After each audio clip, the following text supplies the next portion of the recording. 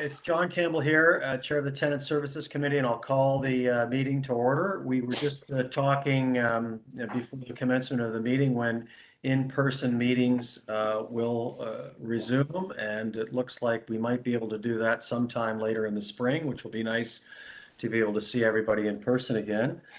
We'll just going through the agenda. On the consent agenda part, could I have a, Paul, I know there was something on the agenda that you, as we go to Yes. for approval of the agenda, I'll just turn to you because you would like to make a motion. Yes, thank you. Later. Mhm. Well, we're just going for the approval of the Oh, I agenda see. now. We're just going through the Okay. approval.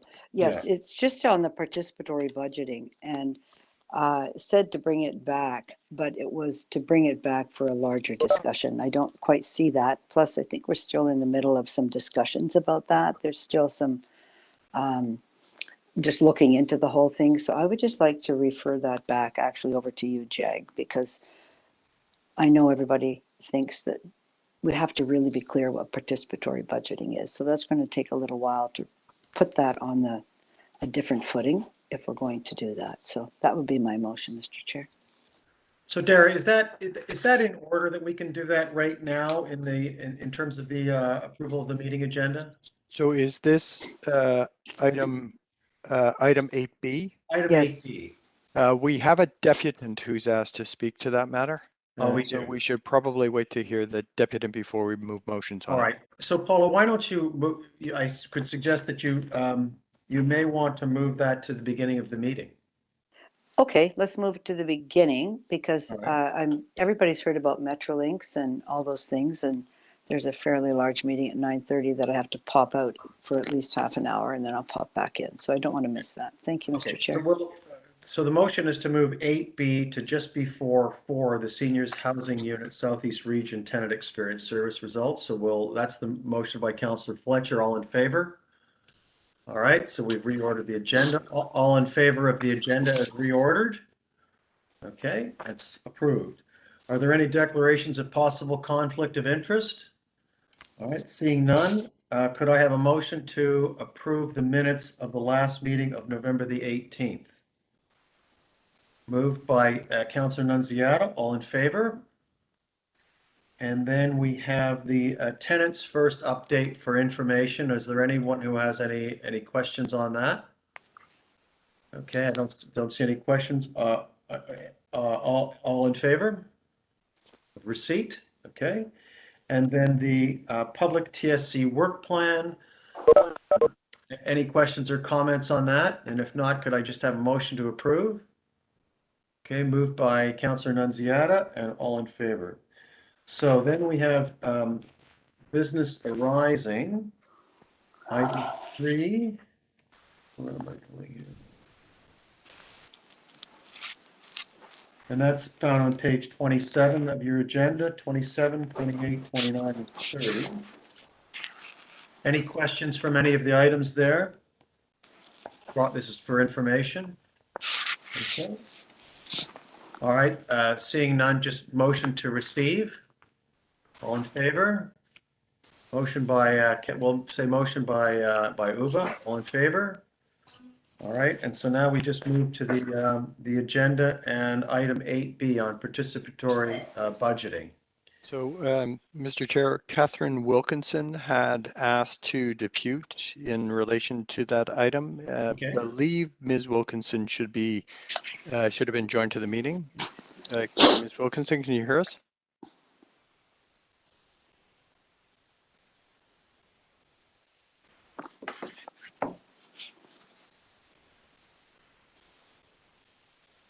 Perhaps she thought it would be later in the agenda. Hello? Do we have a way of reaching her? I think we've actually reached out to, I think staff have reached out to her. Jag? Okay. Through you, Chair Campbell, I believe they're just in the midst of connecting her. They're working on it right now. Okay. All right. Yeah, she probably wasn't expecting it. Gotta be ready for anything in this world, John. Right. Is on the list for 6 as well. That's right. Yeah.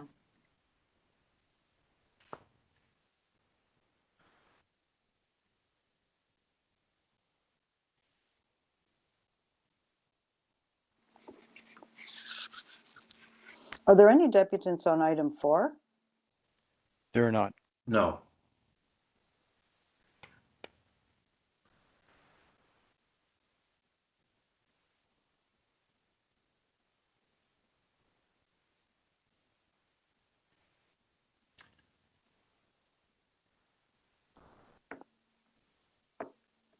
As we wait, Councillor Fletcher, did you want to talk to this item? Yes, yes, I will. While we're waiting, item 5, there is no report from the Community Safety Sub-Advisory Oh, Committee okay.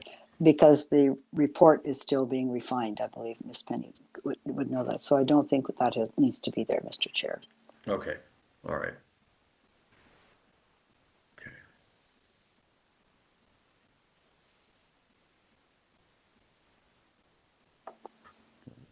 Let's go on to the. So maybe, in the interest of time, we should, well, we might as well just, we'll give it another minute.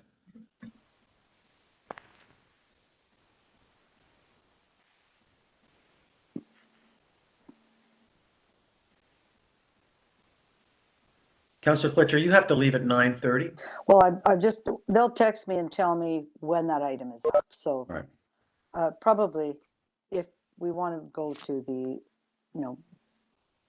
Why don't we Southeast region hold- and then go Why don't we, to why don't we hold 8B down until after the next Sure, item? that's And then great, if Catherine Wilkinson comes on, we can return to it.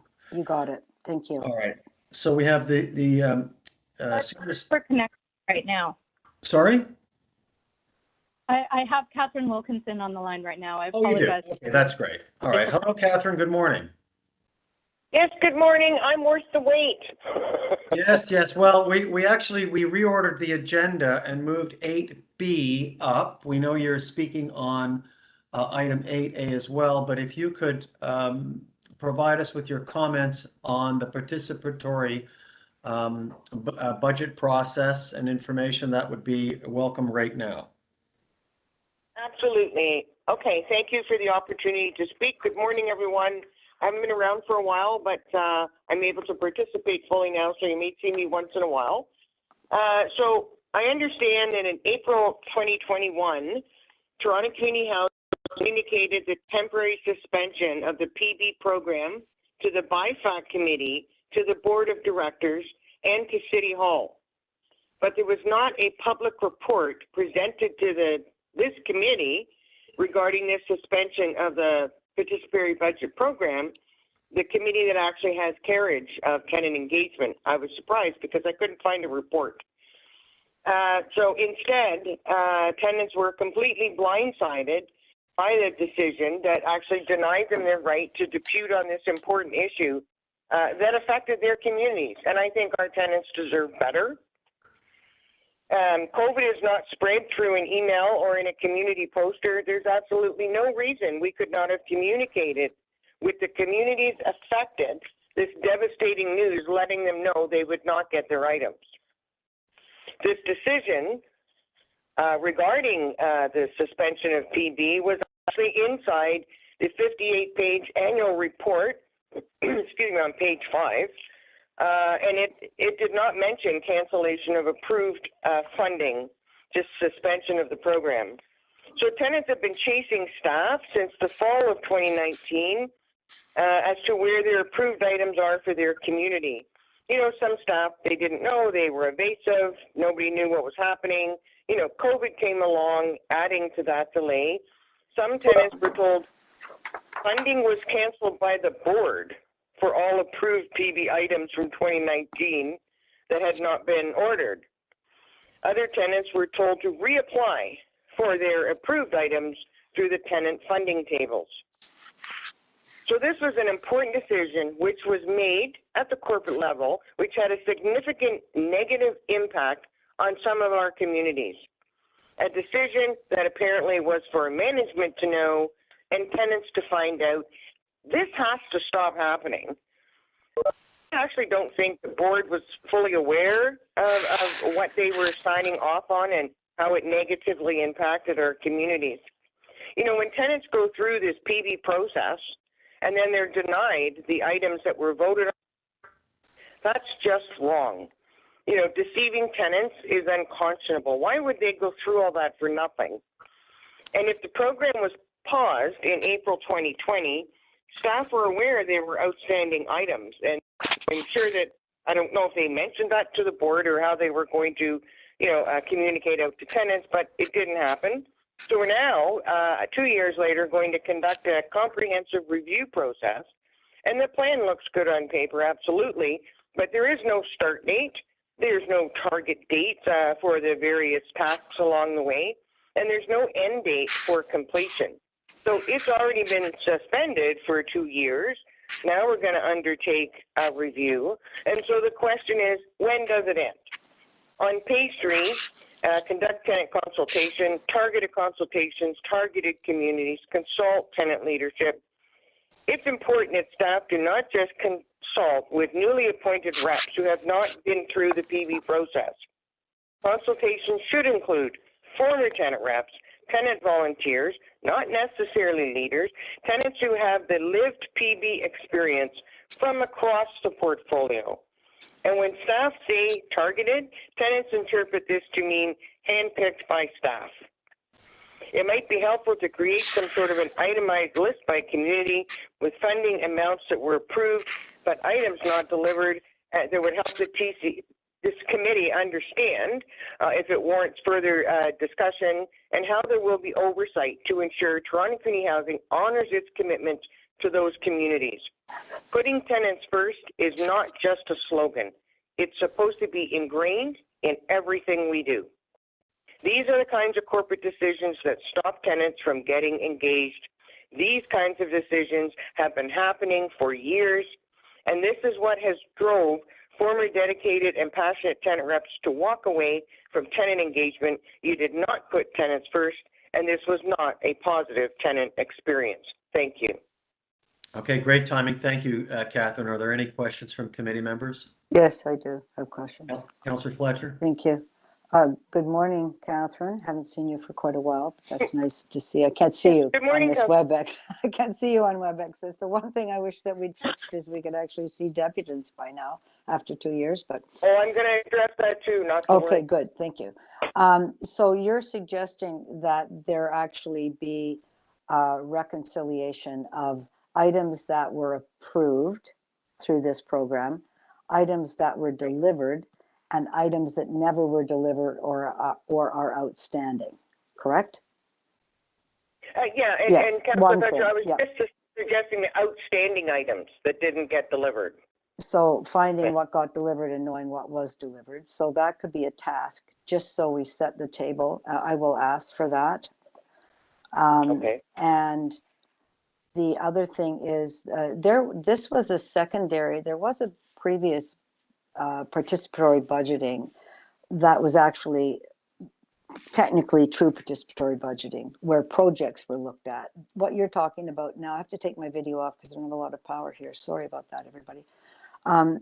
That this is mostly to purchase things for community use, such as a barbecue or a TV or different things for events and use in the common rooms. Tenants no longer correct. get involved in capital requests.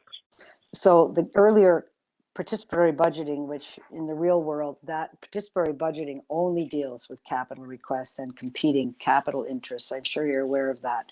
So this is materials that, was there a time previously where tenants could select these things for their communities that wasn't called participatory budgeting that you know about? But you could get a barbecue or a TV for the rec room or something like that? Yeah. So there was different funds for that. They were called council funds, and you can actually go to your council with your peers, the tenant reps in your area, and you could say, our community's requested a barbecue. You need 3 other reps at the table to agree. You vote on it at the council, and they approve the funding for that. That doesn't happen anymore. Yeah. That was discretionary funding to get things for the community, and the tenants attending would agree. Different from the major capital discussions where you might say we want to put in a new walkway and someone might say we want a little parquet, and then there'd be a discussion which was the best one, and again a vote.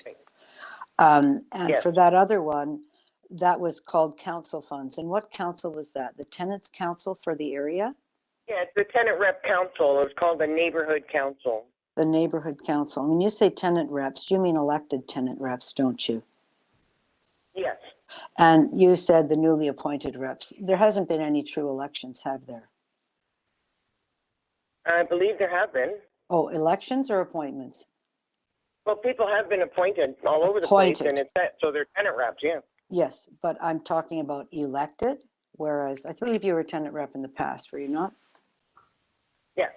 Elected by the community. Yes, In an that has election happened or an in- appointment by the No, I corporation? think Which both was have it? happened. Which was it? Pardon? I'm sorry, didn't hear you. Yeah, sorry, I'm sure Sheila Penny will speak to that, but there are currently people who were elected and probably people who were acclaimed. Okay, That's in the tenant engagement report. yes. All right. So anyway, going back to there, so you'd like us to tell, I agree, there was no communication out to any tenant councils that this program had been suspended for the time being. That's also the point that you've made, correct? Yes, or even to the affected communities. To the communities, which ones? Sorry. The deputant? Well, the ones that did not get the items that were approved. We didn't tell them, oh, sorry about that, you're not getting your items. So there's been no communication around any of this as well. Okay, so those are two Well, important there's things. been Thank you. constant emails and battles online, and back and forth with staff. Where's my stuff? You're not getting it. It's been suspended. So, yeah, there has been offline communications. But no formal communication is what you're saying. No, like a poster in your community that apologizes. You didn't get your park bench, but staff will be looking to order it in the foreseeable future. I Yeah, see. just that. Okay, Yeah. perfect. Thank you very much. Thanks a lot. Thank you. And any other further questions of the deputant? Okay, seeing none. Thank you, Catherine. Thank you for your deputation. Sarah, you indicated we now have, A second deputant, Kathy Birch, who had been recorded as wanting to depute on item 7B, actually wants to depute on this item. okay. And I Morning, believe Ms. Ms. Birch is on the line. Ms. Birch, are you there? Abby? Hello, good morning. Can you hear me now? Yes, we can. We can hear you. Thank you. Okay, good. Okay, good. You're I had speaking on myself muted. participatory- you're I had speaking on myself parti- muted. Okay, you're speaking on participatory budgeting. Correct. Okay. Thank you for hearing me this morning. I want to address the future PB process. One of the problems that is not on the tenant side, it's actually on the corporate side of the PB processes. The procurement and the catalog that tenants pick their items from. There's been inconsistent pricing for the items, and I'm going to give you an example. Through PB, chairs for our community rooms was a big issue because the chairs in the catalog through procurement were like over $100 a piece.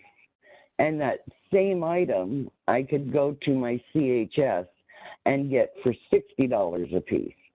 So I would like the procurement process and the pricing process to be accurate and consistent with what we can get locally. And a lot of times the items that are available even much cheaper on Amazon, and we should be able to order stuff through Amazon to get better pricing. But I don't believe Amazon is on our vendor list. But when we're talking about stuff for PB, it's all about the pricing and paying exorbitant prices for items through PB.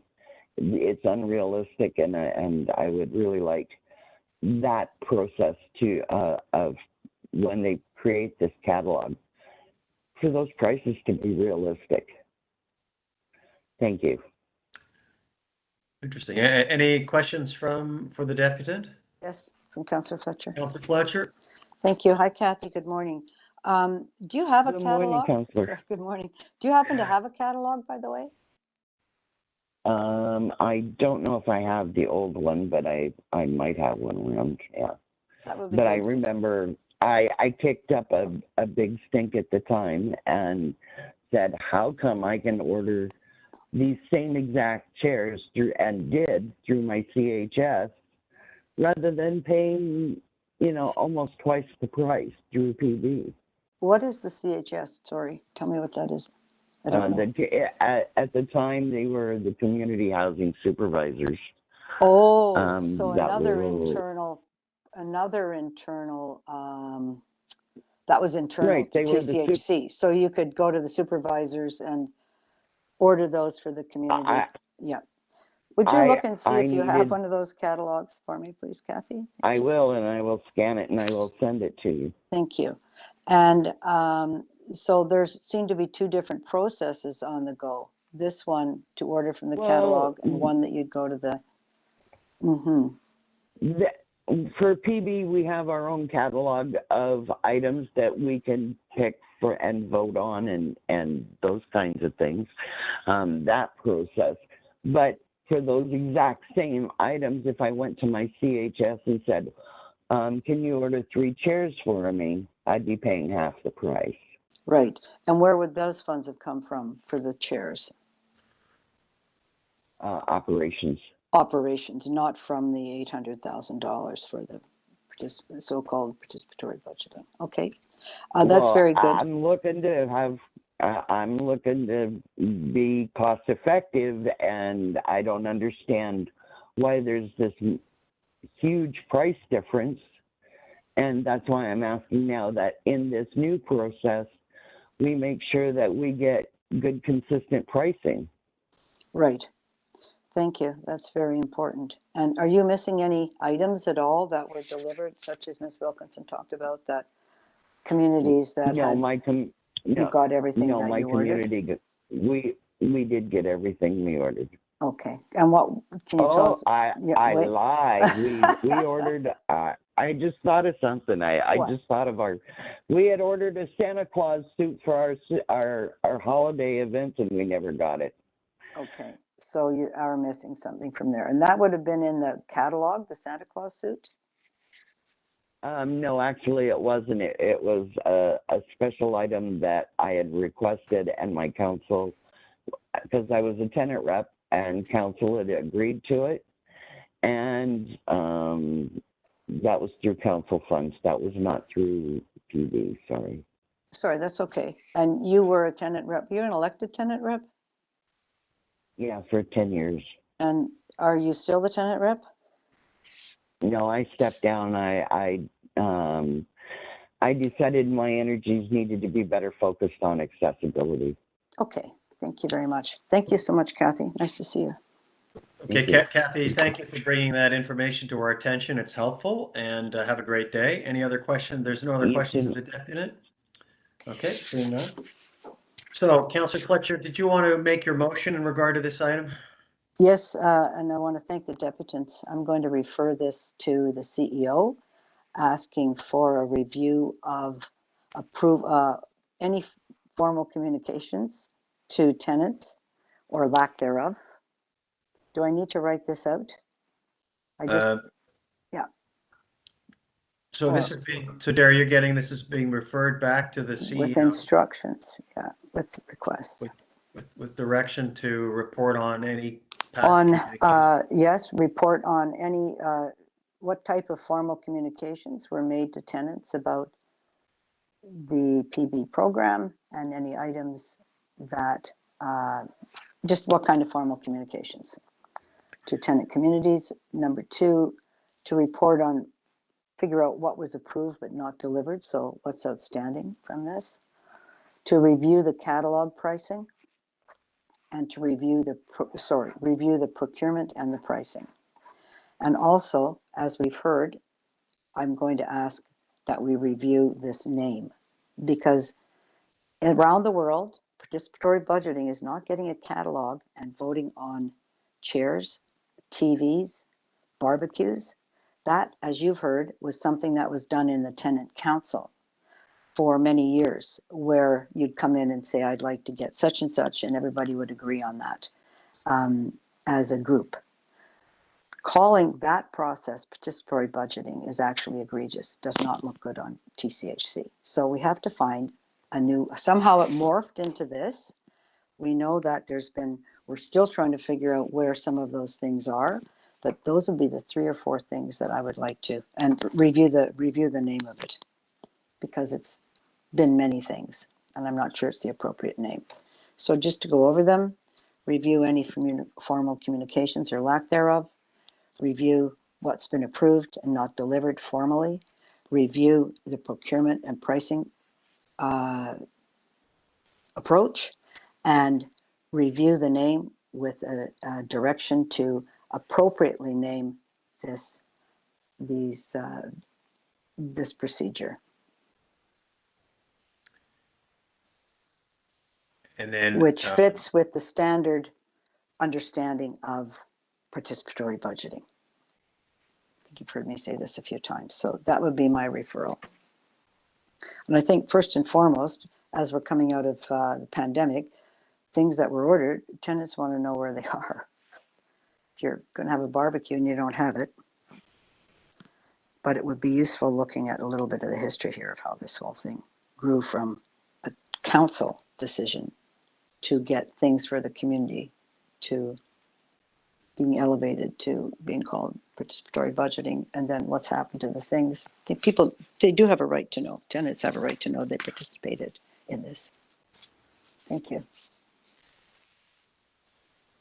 Would it be, thank you, Councillor Fletcher. Jag, would it be unreasonable to ask for that in the form of a briefing note, if that's simpler, for the June meeting? Through the chair, that's no problem at all. We certainly can, I believe, yes, that's fine. Okay, so could we just add that it just be in the form of a briefing note rather than a full-fledged report, and that we receive that information by the June meeting? Is that acceptable to you, Councillor Fletcher? Yes, but this report will be influenced by the answers here. And Right. if there's a decision you're looking at, if there was formal communication and there wasn't, I certainly wouldn't want to wait till June. Well, we'll say no later. Happened. You know, right. I want to just cut them, give them a little No, leeway. I understand. Yes. We could say no later then, but if they want to bring it to the next meeting, then that of course is fine. So. Or and I guess perhaps that motion could say, and take action on any of the above, so that we're not hamstringing you to actually let people know where things are, if we can, if we know where anything is. That's the other thing. Okay, thank you. I don't know, would that work for you? Can you ask the CEO if that would work, please, Mr. Campbell? John? I think he understands. Through the chair, yes, we will. Okay, thank you. Great. Okay, so can we just put that motion up on the screen then, please?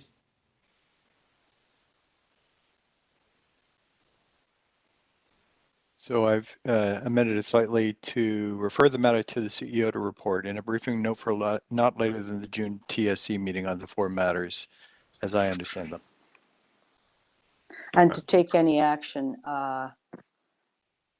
anyway, I think Jag understands that. He will do that. Okay, so there's the motion. Okay, moved by Councillor Fletcher, all in favor? Okay, so that motion's carried. And thank you. And thank you to the deputants. The next item we move on to is the seniors housing unit experience and the survey. And there's the report, and then there's the presentation in back, which goes into a little more detail on the survey and the survey results. And I'd like to ask if there are any questions of staff on the report and the findings. Yes. Councillor Fletcher? I just wonder, and I'm just going to ask about the stack, because I think this committee should know what's happened. I can't remember if the council motion around the stack was referred here or not. Has this committee been made aware of the stack motion? That's just a question. The stack motion? Yeah, about the stack, the Senior Tenants Advisory Committee. I don't know. Somebody. No? No. So for the then that's fine. I'll speak. That's fine. Okay. I have a question. What was staff's feeling about the response rate, the 39% response rate? So generally the responses were very favorable. I think whenever you're getting in the 80 to 90% range of satisfaction and you're doing reasonably well with whatever you're doing, with what you're carrying out. I think there was some interesting learnings that what people are still looking for. But it's disappointing that we didn't have, usually we know seniors love to vote and participate. And I thought that a 39% return rate was a little underwhelming. And if there could just be a comment from staff on the process to get the surveys out and the process to receive the surveys, and whether or not the survey was perhaps too long. Through you, Chair Campbell, it's Grant Coffey. I'm the interim general manager with the Seniors Housing Unit, and I can offer some response to this question. So, with regards to the 39% response rate, that covered. We were surveying 18 buildings in our southeast region, our first region for the integrated service model implementation. In terms of a response rate of 39%, it was felt to be a reasonably good response rate given historical surveys. I don't have a specific previous survey response rate, but my understanding was it was significantly lower in previous tenant surveys. So 39% was felt to be a reasonably good response, although we would have wanted as many tenants as possible to be responding to that. In terms of how we work to try and get the survey clear and understandable for tenants, to ensure that we could get as many tenants responding to the survey. It was done in a blend of different methods. We designed the survey collaboratively with the Sunnybrook Research Institute. We actually worked with some tenants in advance to test the survey to see if the questions were understandable, to get some feedback on the length of the survey. And then, we offered the survey both in a written or sort of the manual way, paper-based, and we also had it available online. The interesting thing about this is the vast majority of responses were paper-based. So most of the tenants that did respond wanted to do it online. We did have it available in different languages as well to help deal with, where tenants needed a different language to be able to do the survey. And we would definitely look for continued learnings and how we can reach more tenants. This survey was done during COVID at a time when interaction with tenants and whatnot was somewhat constrained. But we did have posters, other communication methods, and looked to try to get as significant response as we could. There were certainly some learnings in there that we have already worked with in the implementation of the ISM and will continue to use. And then we'll use it as a measure going forward to look back and measure again to see if there are improvements from the perspective of what tenants feel. Got it. Yes. I was impressed by the number of people that you brought in to make sure that this was, very well done in terms of people that have experience in this area. And the fact that you had sort of done a test of it, sort of like a little survey to see, if it was suitable for the tenants. Then I guess the other question in regard to numbers that I had is it was 28, 26 households. How many of those households would be two-person households, and why not one survey per person rather than one per household? I mean, because it's possible that two people living together might have different viewpoints on how things are handled. That's a fair point, to the Chair Campbell. It was an anonymous survey, so it's a confidential survey. So the tenants are not identifiable in their results. But that is something we can take back. The overarching majority of tenants, and I don't have the specific numbers in this particular grouping as to how many would have lived in single or more than one person in a household. I can go back and look at that. Across the portfolio, though, the vast majority of our tenants are single. And I would assume that in this region, most of them would have been single. We didn't track the results back to individual tenants or units. It's not identifiable back, but looking to do a survey that would potentially differentiate between different members of a household is a good opportunity for us to think about in future surveys. Okay, great. So I don't know if any other committee members have any questions or comments. Councillor Fletcher or Councillor Annunziata? Yeah, just one question. So the survey was done in 18 buildings in the southeast region of the city, correct? That's correct. Yeah. So did all 8 participate in the survey? All 18?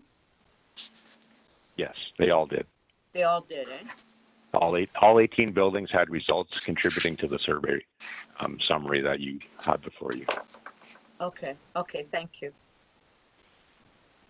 Seeing no other questions, I'd just like to thank you for the report. I thought it was very well done.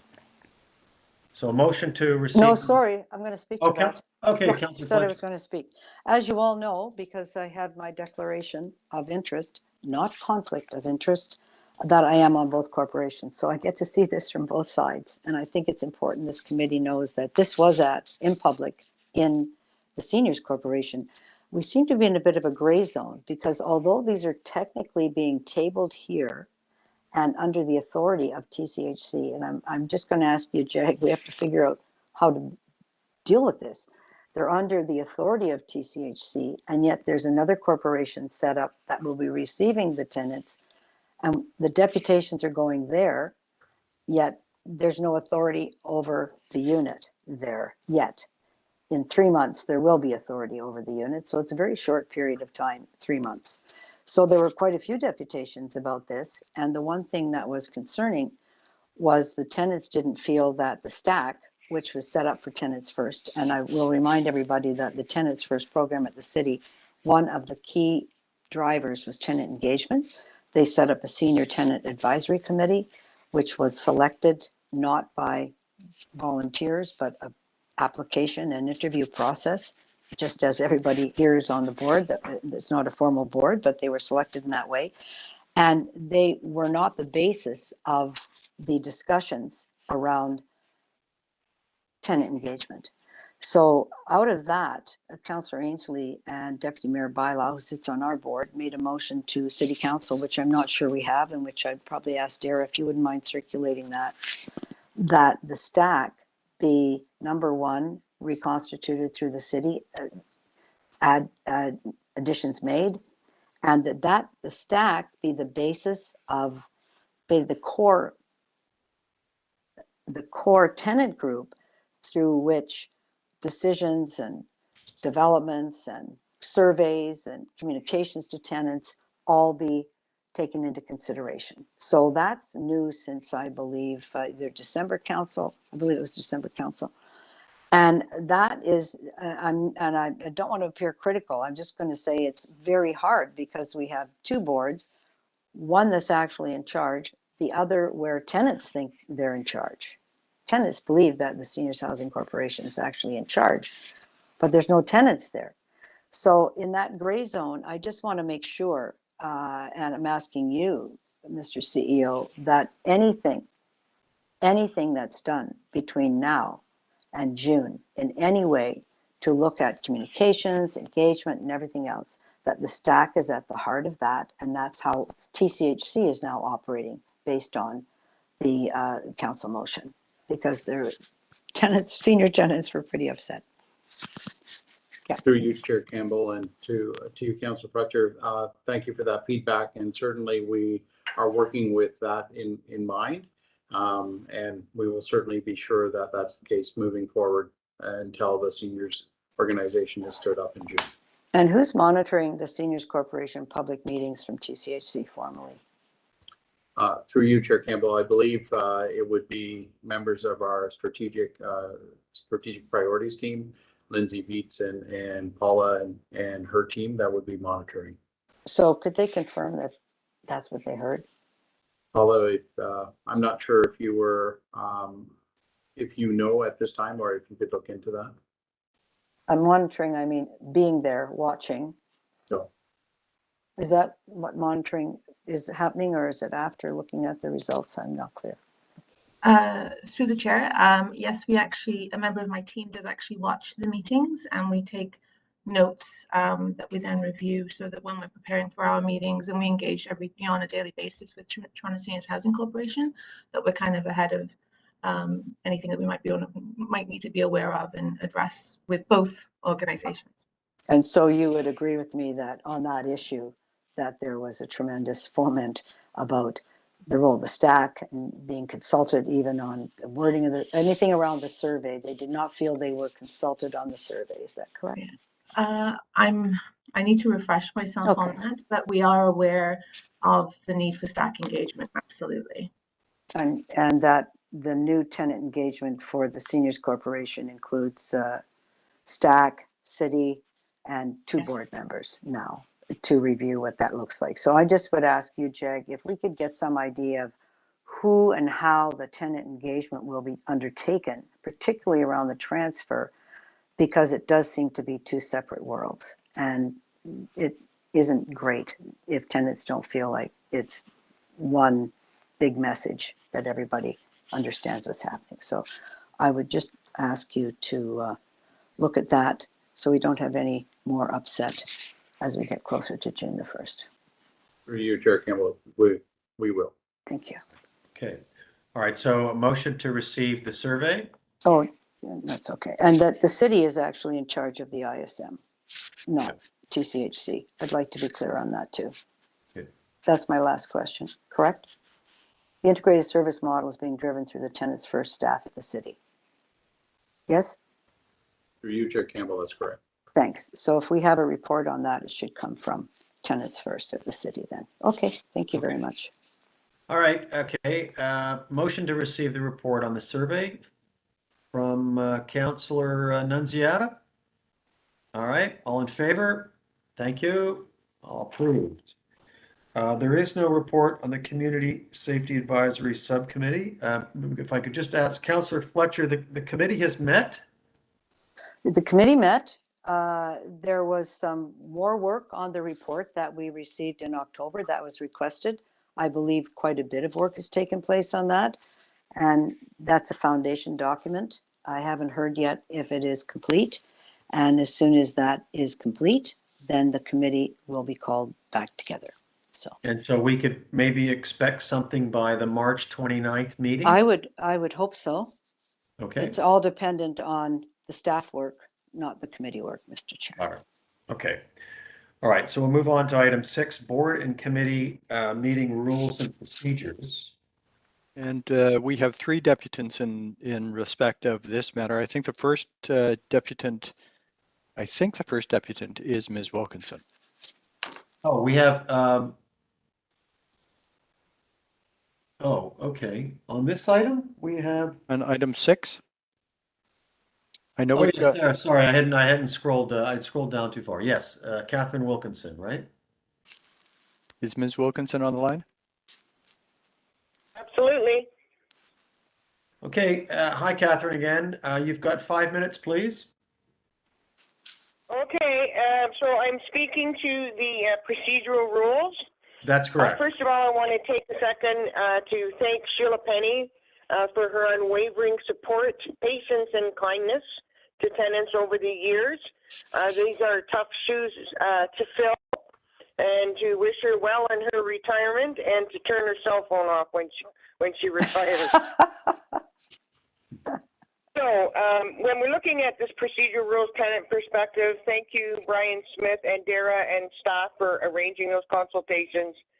When we're looking at procedural rules, I'm just wondering if I actually believe tenants as the primary stakeholders, we should be seen and we should be heard even virtually. You can't catch COVID online. I have no idea why Toronto Community Housing created a distinct process to intentionally exclude tenants from participating in a public WebEx meeting like all the other participants, and then to control how and when they can speak. This is taking additional time and staff resources. We have to do teleconference, we have to turn on a computer. You're making it more difficult for tenants to engage. So what does that say about Toronto Community Housing? It certainly doesn't say tenants first. Were tenants considered some sort of a security threat if they were permitted to join audio and video during a public WebEx meeting? We are not second-class citizens, and they should not be treated this way by a corporation that is supposed to serve them. Please reconsider how tenants participate in future meetings.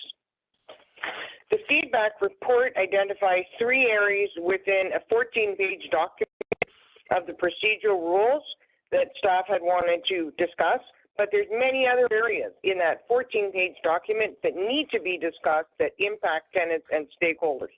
So we can't gloss this over. You know, putting tenant deputations and reports to the end of the agendas is one of those recommendations that's self-serving, inconsiderate of tenants' time, and in some cases impedes tenant rights.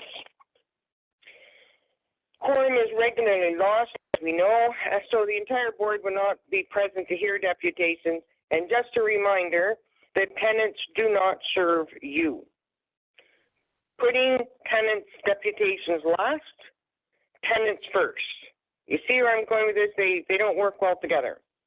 And it will certainly not solve the lengthy agendas that you're trying to get through in the shortest amount of time as you beat the clock. The second area was a proposal about written deputations that they could be seen, but the tenants would not be able to speak if the item had been received at a committee. I'm not comfortable at all with the suggestion, as this leaves it up to staff to decide where reports will be heard, with the potential to send reports to committees to avoid them from going through to the board. So it begs the question, why have a board or public board meetings? And what message does that send to your tenants and other stakeholders? This corporation is a public corporation funded with taxpayers' money. Stakeholders have the right to be seen and heard before the publicly appointed board of directors. The third item was proposing mandatory requirement to register by noon, 1 day in advance of meetings. Again, self-serving, making a list of names of tenants or others who are deputing doesn't seem like a big task.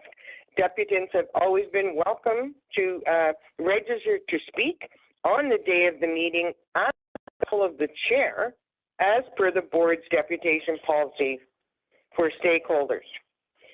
The existing procedural rules document, which is embedded in your report, the links don't work. I actually clicked on both of them, and it said, page not found, sorry. I've seen the report, so not a big deal, and I understand there's been some website disruptions. But embedding links into reports, that works great for you, for staff, and for board who are fortunate enough to have the tools to access them. But not all of your stakeholders have this privilege. Perhaps we should not be including links in reports and then printing them out, and just refer to previous reports with the name and the date, because when printed out for tenants who don't have access, it just looks like a bunch of hieroglyphics. But there are other areas of tenant concern in that procedural rules document. Two that come to mind is the language that says the chair has the right to expel and exclude anyone who disruptive. I don't disagree with the chair having that right, but I certainly do challenge use of the word expel. It sounds a tad draconian, and our diverse tenant population may not be able to interpret that the way we mean it to be. And also tenant, the deputant consent, and the conduct.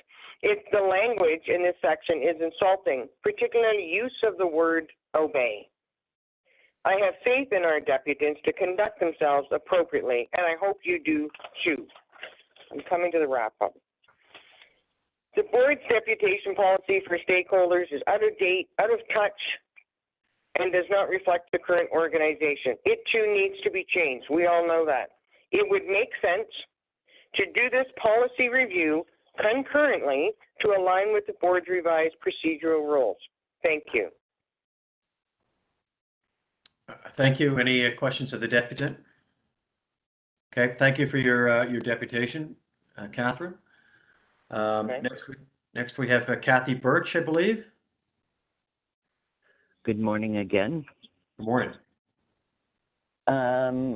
So I too was a part of the focus group on the deputations, and within the information that we were provided, it gave the principles for the rules and procedures for board and committees. And one of the points I want to bring out is that those rules and principles were all focused towards the directors, as if they were the only people that had any rights. We as tenants and stakeholders and deputants have rights as well, and those should be included in these principles. For example, stakeholders have the right to expect the meetings to start on time, and this is specifically important for people with disabilities, whether you're having virtual meetings or in-person meetings, because we have to schedule PSWs and physiotherapies and Wheel-Trans rides based on the schedules that you provide us. When the meetings don't start on time, when there's not sufficient time allocated for deputations, sometimes we won't get heard, or we're not heard with the item, and it's really important that we're heard with the item that we're speaking to, because we certainly, if I'm giving you a deputation on 5 items, let's say, which I've never done, but as an example, and you hear it all at once, how do I expect any director to remember all those parts when those items finally do come up? And it has happened, and it's always been said in the interest of time, which means basically that it's not going to be remembered and have no impact on the decisions you make. We have the right to be treated with respect as stakeholders, that the directors are attentive to the deputant. I cannot tell you how many times I have sat in board meetings, committee meetings, and I see side conversations going on while people are deputing, they're texting, etc., and it happens regularly. So it's no wonder that many times there's no questions for the deputant because they weren't paying attention. So that should be part of the rules and procedures, that when people are deputing, unless it's an emergency, I understand that many board members have, they have their regular jobs and they may have to glance down. But if it's not urgent, at least give the respect and that the tenants are being proper attention is being paid to them. And finally, while we're told that the outcome of this focus group doesn't change the deputation policy, you have to be naive to believe that it won't change the policy in the future. It's misleading to believe that it won't have an impact on any deputation policy review, and I would like that impact noted. Thank you. And as one final thing, I know I'm probably over my time. Sheila, we're going to miss you immensely. You have stabilized this corporation as much as you could through multiple CEOs, and the one thing that you've modeled is how to listen, hear, and actually communicate with tenants and care about what we say. And every employee of this corporation should use you as a model for how to treat tenants. Thank you. Thank you for that, Kathy. I think those were very poignant words and appropriate. So we'll go on to, I believe we have Susan Gupta, please. Gapka. I believe Ms. Gapka is on the line. Good morning, Susan. You're there. Okay, just the technology, right? Yes, My you're name here. is Susan Gapka. My name is Susan Gapka. I use she, her pronouns, elle français. I do, I don't know if I should like tag Sheila. Sheila, all the words that were said, I just want to add to the chorus. We're going to miss you, and I just really appreciate everything you have done for tenants over in the time that I've worked with you. I haven't been to this committee in a while. I've been busy doing other things. There's funny things about pandemics, right? There's funny things about pandemics with this technology. I find myself it feels like more busy sitting still. But I just want to say thank you to the board of directors and thank you to the board of directors and this committee that having a decent place to live and housing during this very difficult time has made a huge difference in my life. I did attend the last focus group on the written deputations or on the deputation process. Thank goodness I got in just in the nick of time. I missed it with other activities. And I think in the notes, most of the things that are on my mind are covered and said by the other deputants.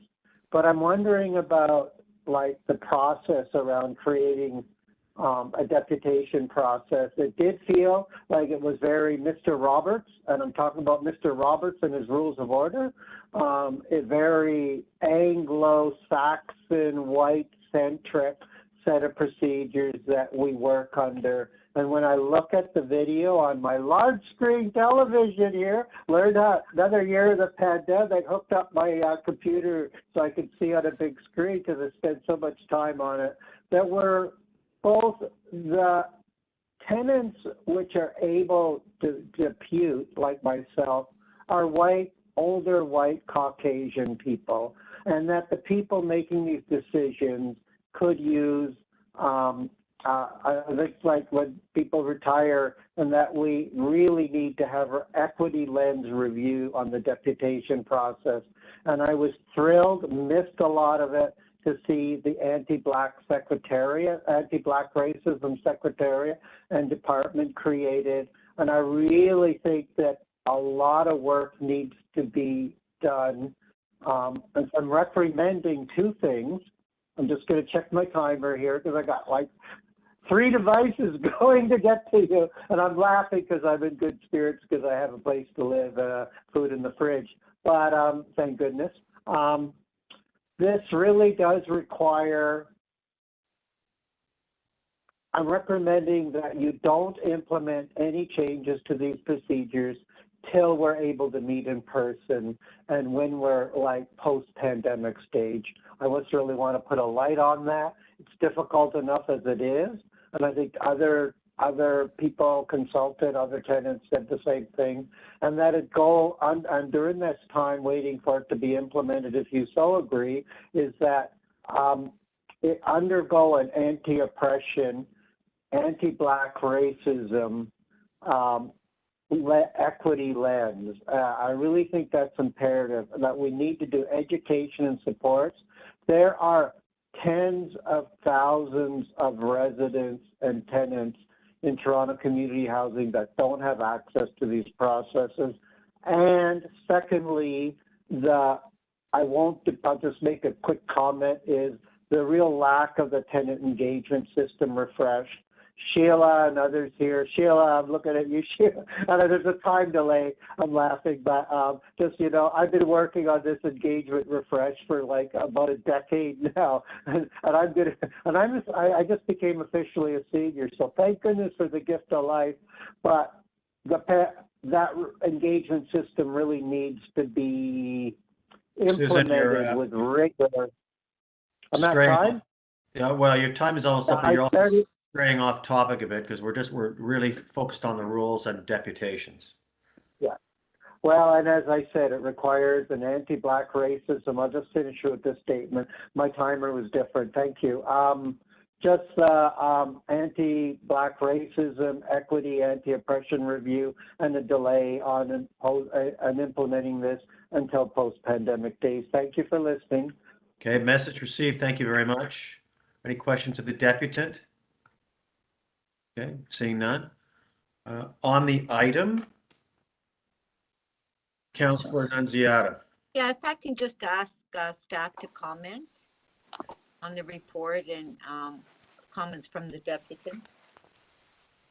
Thanks for that, Councillor. Through the chair. So at the direction of Governance Committee, we engaged previous deputants in a process of consultation around the changes that were being proposed to the board's rules of procedure that would impact the deputation process. And to some extent, I think the process that we struck informed the perception that deputants had about what we were doing. We were actually asking them about the changes to the rules that would impact deputations. I think that there's been some perception that we're focused on limiting deputations, and that's the only step that's being taken, but this is part of a larger process. What we did hear loud and clear from deputants who spoke to us through this process is that they're concerned about the perception or the reality that their views won't be heard by the board and its committees after these changes are implemented. We heard concerns from deputants that they did not agree strongly with the suggestion that deputations would be limited to a committee if the matter had been considered at the committee before it advanced to the board. We heard, and I think you've heard today from some deputants with respect to concerns that they have about the prospect that a matter that's on the consent agenda that is pulled from the agenda because there's a deputation on the matter would be heard at the end of the meeting rather than the beginning of the meeting. And again, the characterization of that, because of the way that we communicated it, and I'll take responsibility for that, may have led to some confusion, because the intent is that if anything gets pulled from the consent agenda, not just because there's a deputation, it goes to the end of the meeting, but the manner in which the communication took place could have been better. We did hear from members of the folks that we talked to that they feel that there are a number of steps that we should be thinking about having completed before we effect these changes. We heard about concerns about this taking place during COVID, about it taking place prior to the conclusion of the tenant engagement process, and before the seniors housing transition takes place. So our intention is truly to consult with the committee in relation to the events, the information we've heard. We provided a summary of what we were going to provide to you, to the folks who attended the deputations, before we made it part of the agenda for this meeting, because we're trying to be transparent in that regard. We recognize that sometimes these communication issues can lead to confusion and distrust, and we're trying to avoid that. And we got some good suggestions from deputants that our intent is to take back to Governance Committee. Mr. Smith, the chair of the Governance Committee, is with us this morning.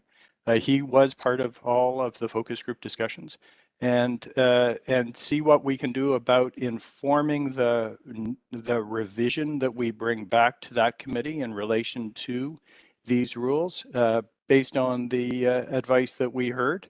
And I would note as well that two members of this committee, Mr. Charlebois and Ms. Farrell, were also at the last focus group discussion. So they heard directly some of the comments that we had received from deputants who spoke to us about these issues. Okay, that's good. Councillor Nunziata? Yeah, thank you, because there seemed, it sounds like there's some sort of confusion here that we're going to stop deputants and not give them an opportunity to speak. Thank you for that. Any other questions, comments, Councillor Fletcher? You're on mute.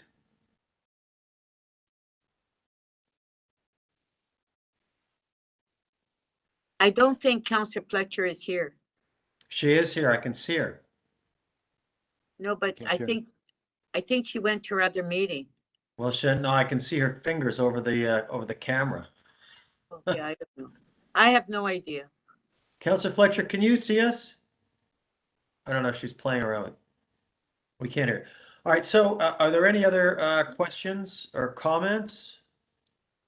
All right, so if I could just make a brief comment. Sorry, I've managed to unmute Sarah? myself now. oh, sorry, Brian, just 1 second. Yeah, she was struggling there, but she's Thank you. I don't see, I can see you, Francis, but I had to change devices, as I mentioned.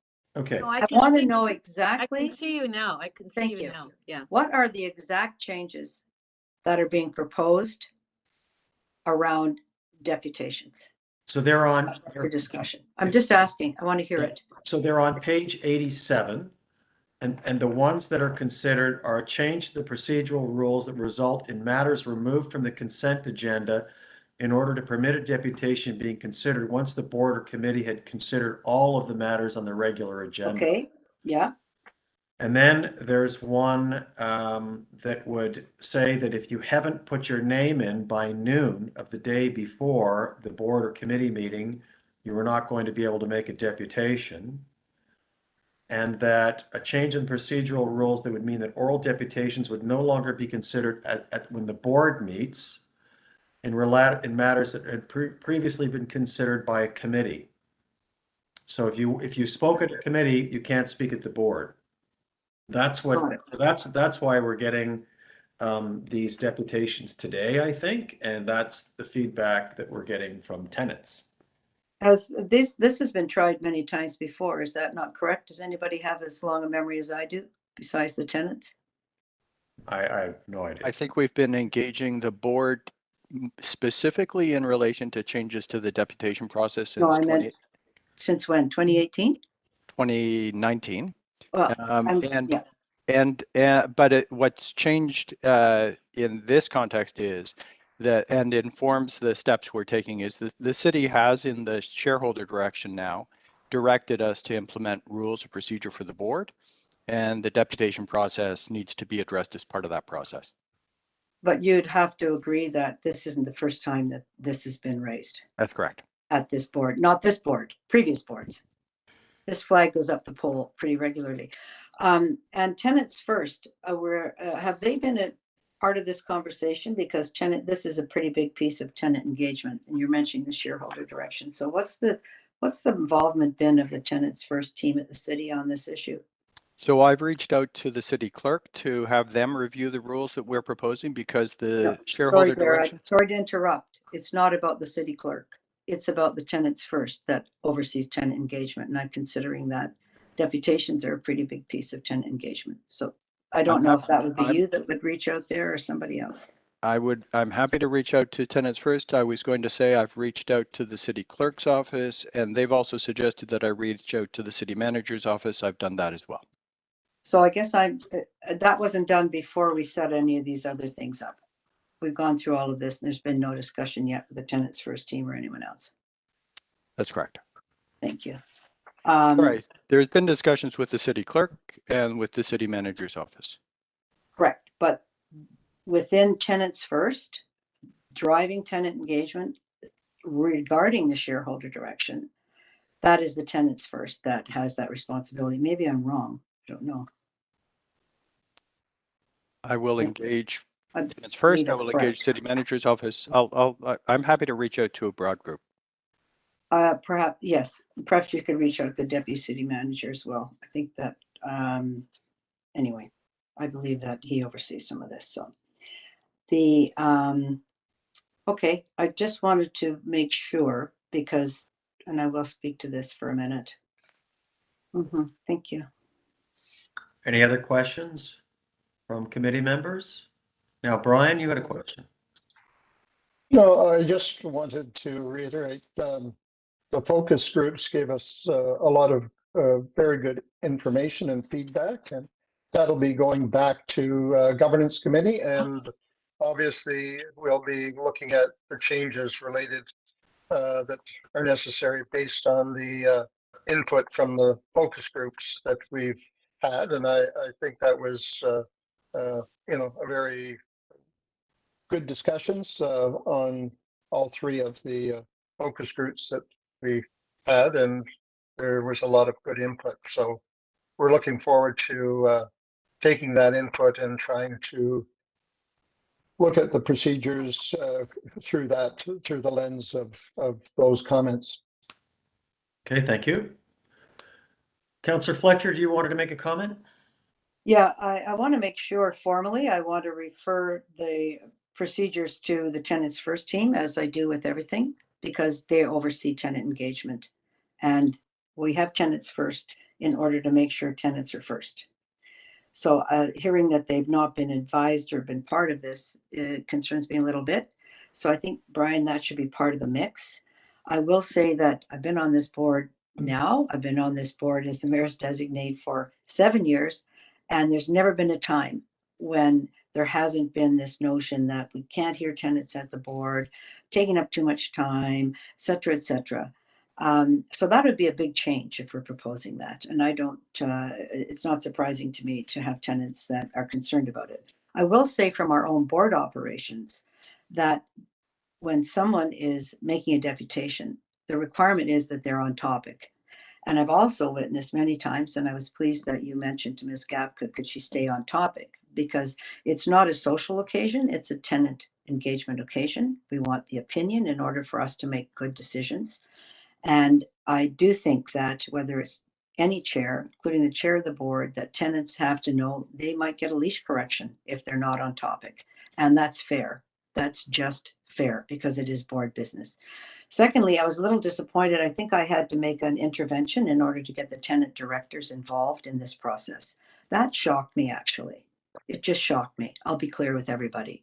We have 2 capable tenant directors that were chosen in the way that we were chosen, that if there's a focus group of that nature to do with the board, I'm sure that Brian, you were probably at that meeting as the chair of that committee.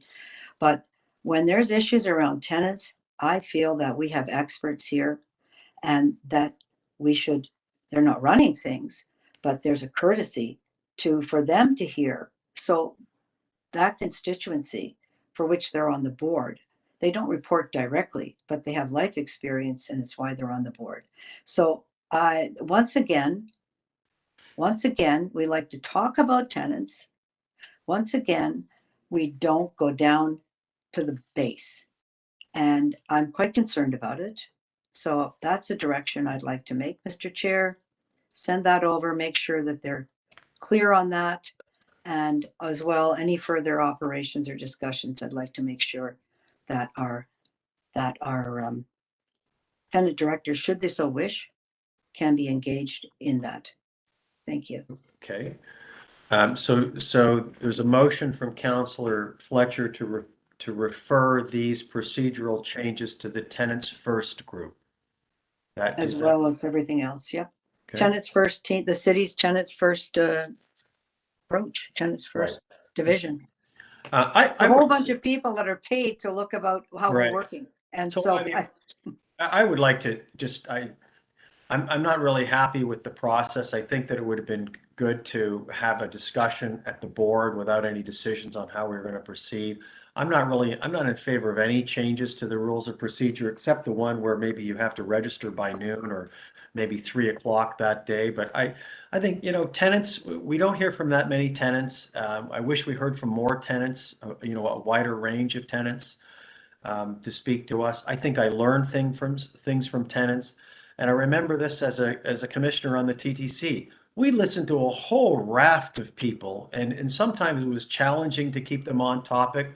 The chair, who I worked with, Josh Cole, was pretty good at that. But we would listen to deputant after deputant after deputant at our meetings, and they ran all day. And I just think that when you accept a job as a director on TCHC, you do so with the understanding that that's part of the deal and that's part of the process. And I think that people deserve to be heard. So any measures that are being contemplated to constrain the voice of tenants, I'm not in favor of. So I'll be interested to hear what the governance committee comes back with, and just leave it at that. So Can I just ask a question? Sorry, I didn't realize you hadn't been involved in any of this, or were you, Mr. Chair, were you invited to that focus group? I don't believe so. Unless I missed it, but no, I don't believe so. No. Well, tenant services and tenants, perhaps you should be the 2 chairs, not just. But I've had my say. So okay. So I've modified the motion to reflect that the committee would receive the matter and direct management to engage the tenants first team at the city and tenant Thank you. directors in relation to proposed changes to the rules impacting, tenant deputants or impacting deputations. Right. I think, sorry, Dara, thank you for catching that. But it's got to do with the tenant directors be involved in any conversations with tenants regarding any changes. It not necessarily, as it looks like they're separated out there, and I don't want that. Do you Sorry, know what I mean? and I just want to understand the scope. Tenant discussions with tenants impacting changes to the rules writ large, like any changes to the rules, the board's rules or procedures. Correct. That would affect tenants, that the tenant directors would be involved. Got it. Be part of those conversations automatically. Thank you. Councillor Nunziata. Yeah, a few comments. Yeah, I do support the motion that Councillor Fletcher's brought forward.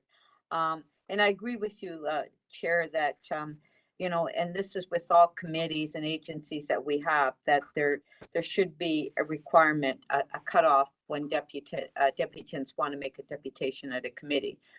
That's with every committee. But we do need procedures, procedure rules. That's very important. So I will support the motion to defer it back. But definitely we need rules. And all committees and agencies do have rules. And I feel that we need as well to have those rules. I just want to make those comments. Thank you. Okay, so then on the, any other comments on the motion? All right, moved by Councillor Fletcher, all in favor? All right, so that's approved. And now we go to item 7, the Office of the Commissioner of Housing Equity, the biannual update. I imagine Ms. Summers has been waiting patiently, listening to the discussion. Good morning, Cynthia. Good morning. Good morning to everyone. It's been an interesting discussion, so I've enjoyed waiting. So thank you for being here. I will assume that that directors have had an opportunity to review the information, and I'll just ask directors if there are any questions or comments on the content. Okay, I don't see any questions. I just have Councillor Fletcher, do you have any questions or comments on the OACH report? No, I just wanted to be clarify who and how I don't maybe we need to do this. Is the OACH the board's commissioner, or is the OACH the corporation's commissioner? The OACH is the board's commissioner. Are you sure that that's the case? I'd like to understand that. She's not an employee. Well, she's appointed by the board. And she takes direction from the corporation. Takes direction from the board. Oversees her budget, the corporation, and her spending. Technically, so I'm trying to understand this role, because I think as we're getting 3 months to the exit of the seniors, and originally the OACH was brought on, I do believe we need to understand all those pieces, Mr. Campbell. Yeah. And so I'll turn over to Dara. He's got his hand up. I was just going to offer, there are terms of reference that structure the role of the commissioner that have been approved by the board in the past. I can circulate those to committee members if that's, because I think that's the basis for an explanation of the question that the councillors asked. So I don't have them handy right now, but I'm happy to track them down and circulate them offline. So I'm just going to ask for that to be reported actually to the board out of this meeting, along with the report. Is this a full accountability officer that we have? In other words, then the recommendations go to from the board, they're board recommendations that should be implemented, that can be tracked. Or is this kind of a hybrid model where this is a board officer, but under the control of the corporation? And I know in reading previous investigations, the CEO handled the budget, told Ms. Summers what she could or couldn't do. That's very clear. So I don't understand the governance And I So- think it's pretty important that we do, please. So Councillor Fletcher, this is somewhat off the topic because right now we're looking at the report from the commissioner. Dara, Correct. how can we can provide Councillor Fletcher with this information? Well, guess. I'm going to make it relevant. I'm going to say, based on the recommendations, what's the governance? Tell us about also with this, what is the governance structure around decision making? Okay, that's very clever, but it still means it's off topic because. Oh, is it? I'm trying really hard. No, I know. I've Maybe learned the from the next, tenants how to get maybe the on other the, inputs in. maybe on the next one, when we get into into the sort of the work plan, I think Okay. we'll do the work plan, but. Thank you. Thank you. I have a question of you, Cynthia. It says that it's still taking an average of 17 months for tenants in arrears to be referred to you. And I'm just wondering, why isn't, and I guess, Sheila, this is for you as well. Maybe I'll start with Cynthia. Why isn't it, why isn't it 6 months or 7 months? Why is it almost a year or over a year and a half on average, that before somebody's putting their hand up and saying, listen, we have a real problem with this tenant? Mm-hmm. Well, we should say, I should rephrase, we have a real problem with this tenant's payment, is what I should say. yeah, there is a process to ensure that tenants' arrears are addressed quickly and they're provided with support quickly. But these numbers would indicate well, first of all, the time frame is relevant because the time frame is the second part of 2021 when there was a brand new process put in place. The numbers are going down, but yeah, 17 months. Sheila's probably in a better position to respond to the why. What I'm finding is that the initial steps are not being taken in the timelines that they're supposed to be, and that impacts all other steps following. But according to the ACP, the arrears collection process, the first step should be taken within the first month or two. So we should see these numbers come down if staff are properly trained and prepared to follow this new process. There is a decrease, as you can see, of about 30%, but it needs to decrease dramatically more. Okay, so Sheila, could you comment on that, please? Sure. Through you, Mr. Chair, as the commissioner has outlined, we did have a new arrears collection process that was implemented in June of last year. The significant changes made to the ACP are very clearly outlined in the commissioner's next report, the work plan performance appraisal on page 171 of the package. The substantive changes, notice to terminate the tenancy, served consistently, frontline staff trained, frontline staff set appropriate times to meet with the tenants, then refer unresolved files to OACH earlier, a more customer-friendly process, working with the office of the commissioner to make amendments as required, and that frontline staff spend more focused time with tenants. So those significant changes were introduced in June of last year. We also had a significant upgrade to the technology system that our frontline tenant service coordinators utilize. It has taken some time for them to get comfortable with that new technology. So new process, new technology, and COVID being somewhat limited in the direct contact that we can have with tenants. So it is a work in process. As you read in the commissioner's report, there are clearly, she audits each step of the process well. She reports back to us where there are issues that we need to address.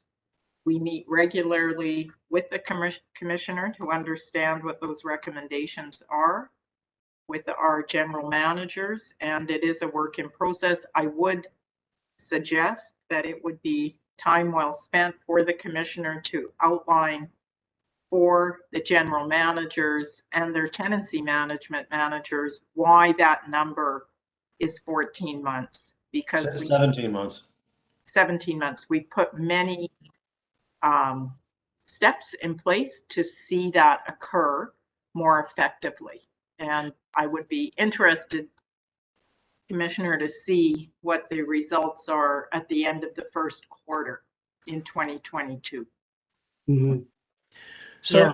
so Well- Cynthia, if the average time before this is referred to you is 17 months, and on page 147, you have a list, or page 5 of 10 of the report, you have a list of the recommendations that you made.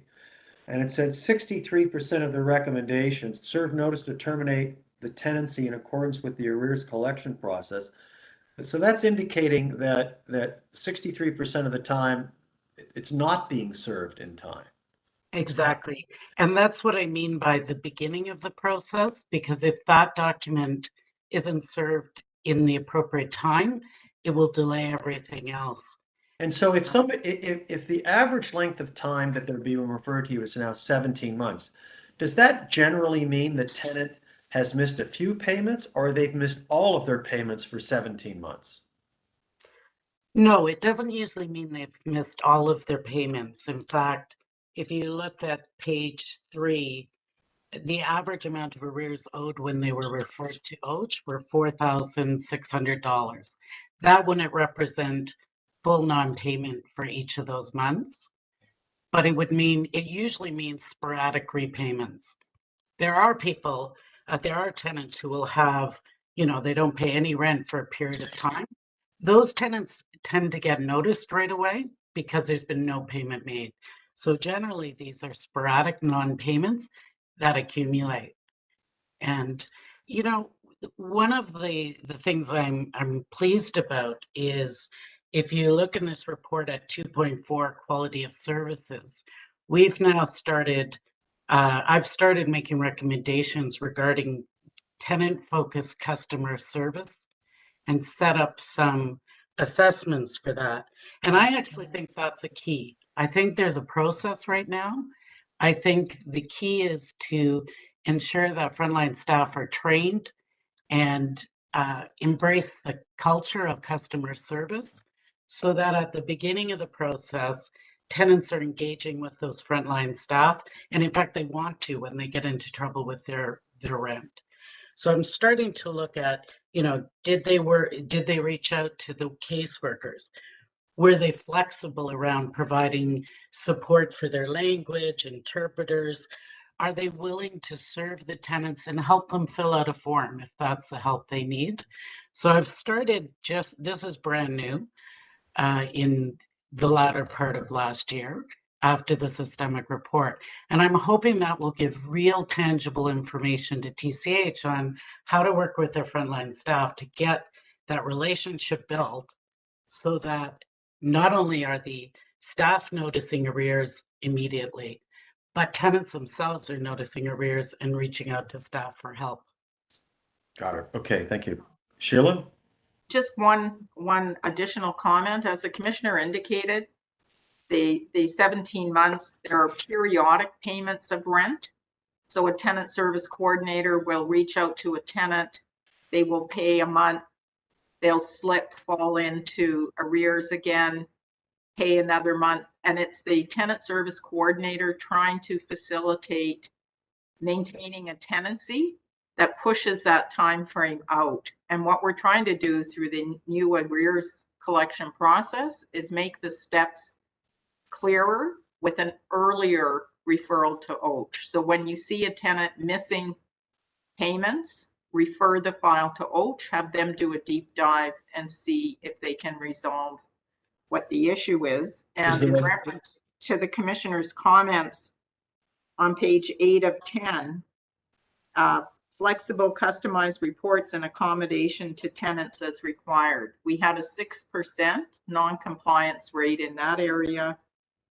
Flexible custom payment schedules based on tenant budget pay schedules, again, a 6%. So there are improvements happening, and I think it will serve the committee well to keep their eye on that metric. Right. Got a question from Councillor Nunziata? Just a question to staff. So you mentioned that tenants reach out to staff. So are these tenants that are not sure if they're in arrears and they're not sure on the payment that they've made and they're reaching out to staff to find out what their arrears are? So Oh, tenants, go ahead. sorry. Commissioner, do you want to answer? I can answer. Yeah.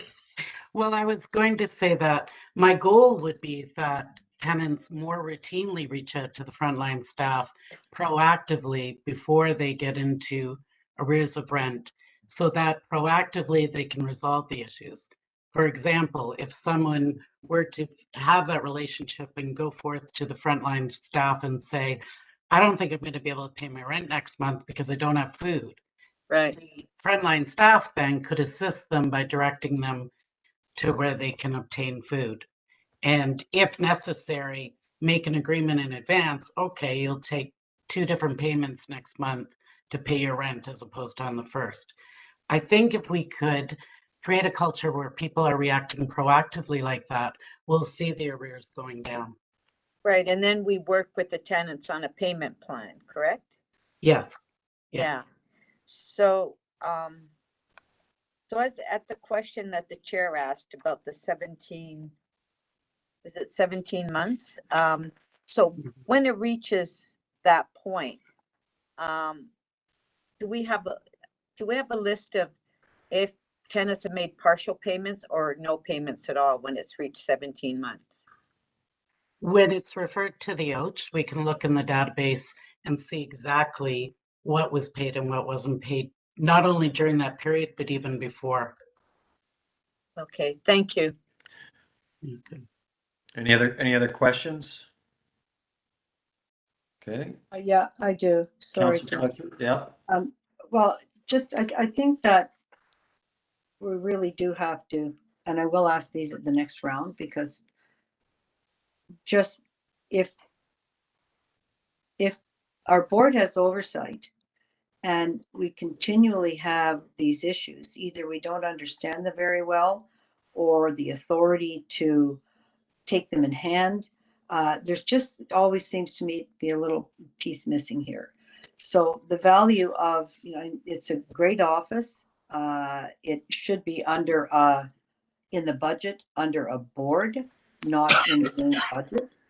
And the cost to collect the arrears, the versus arrears, it's really about arrears, but it's also, as we remember, about assisting, have tenants been assisted with their paperwork? Have they been assisted with all these things?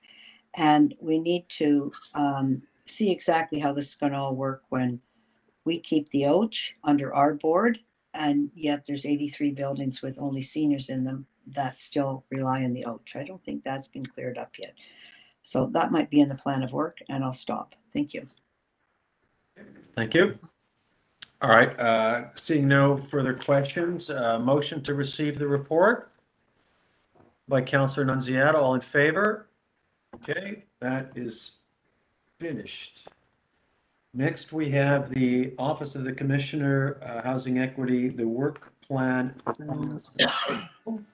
And Mr. Chair, we did have a deputant who indicated that she wanted to speak to that matter, but I understand that we haven't been able to connect with her this morning. Okay, that's right. We do have one person. Okay. And we've not been able to reach her. Okay. That's correct. All right. Cynthia, there was confess I didn't go through all of this. There's a lot here. It's kind of, I don't mean to be critical. It's kind of awkward reading. Maybe you could just, for us, please point out some, well, I did want an explanation of actually something. Well, first of all, let me ask the committee members if they have questions or questions of the commissioner. Is this my time to ask my question? Or Well, is that a staff question? Pardon?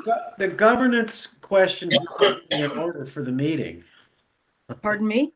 I said that the governance questions not really in order for the meeting. I'm trying to understand who has the authority.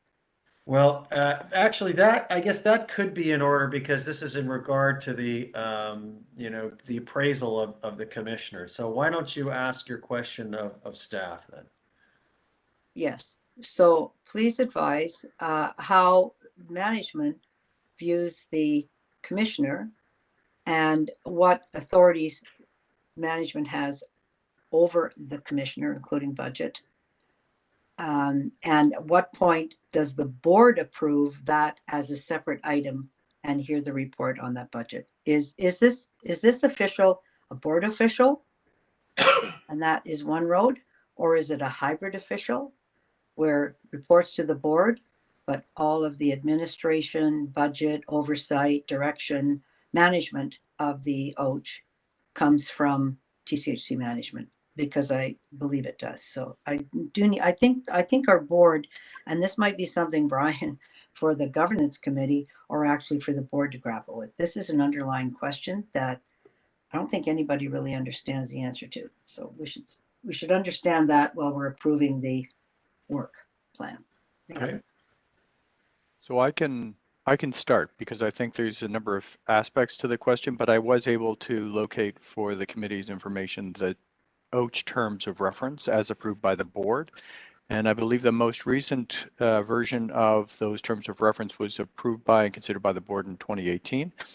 And they provide that the Commissioner of Housing Equity reports to the Board of Directors through the Tenant Services Committee, and that the OACH is an independent office that operates at arm's length from TCHC operations and management, and that the Commissioner carries out the functions and responsibilities of the role in an independent manner.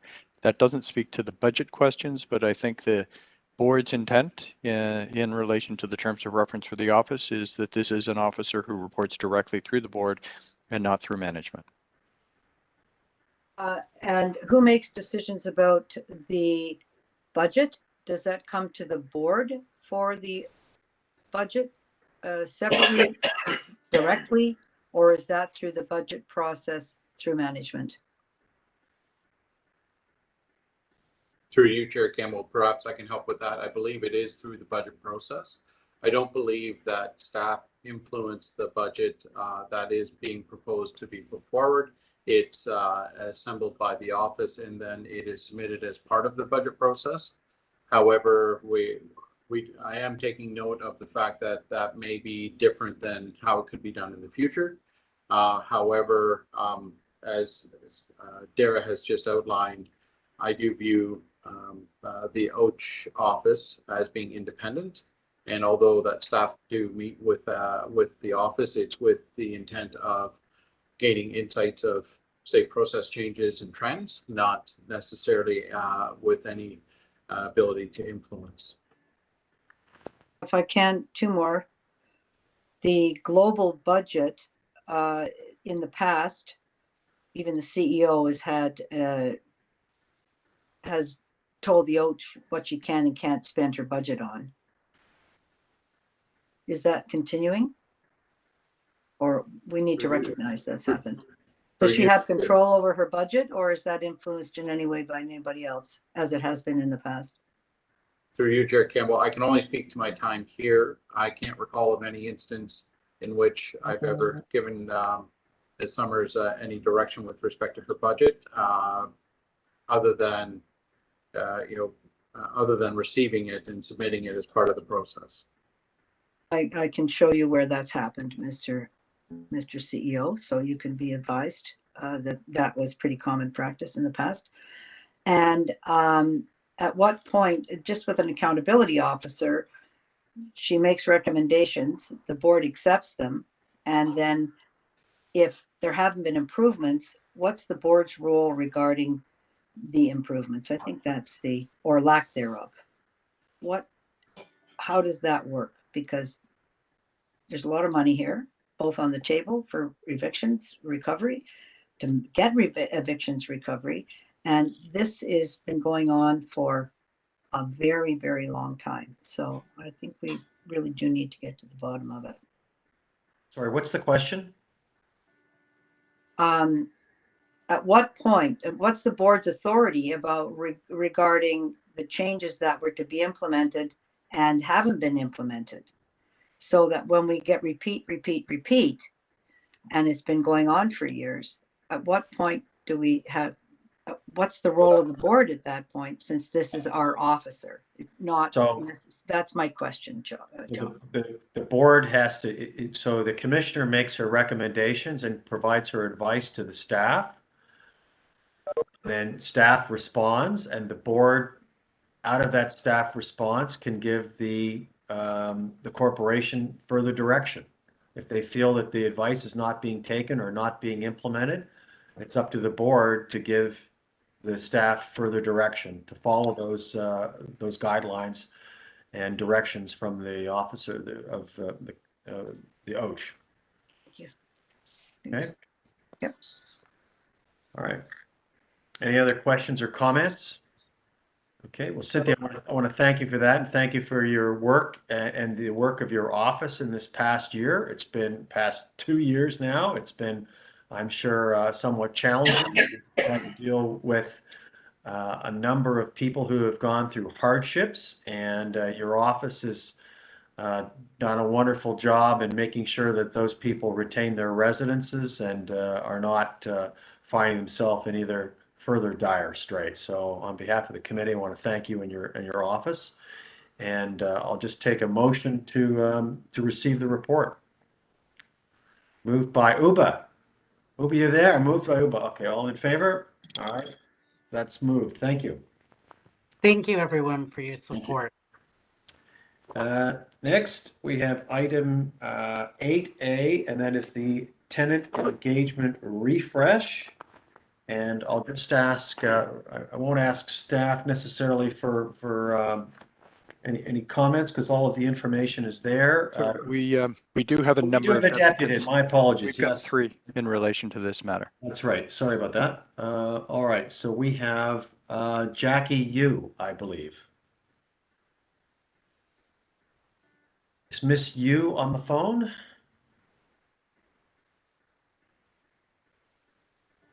I'm sorry, Chair. We're having technical problem with the telephone. I'm trying to reach her. Okay. So let's, we continue to do that. Should we move to Ms. Wilkinson, who's the second deputant? We may as well. Yeah.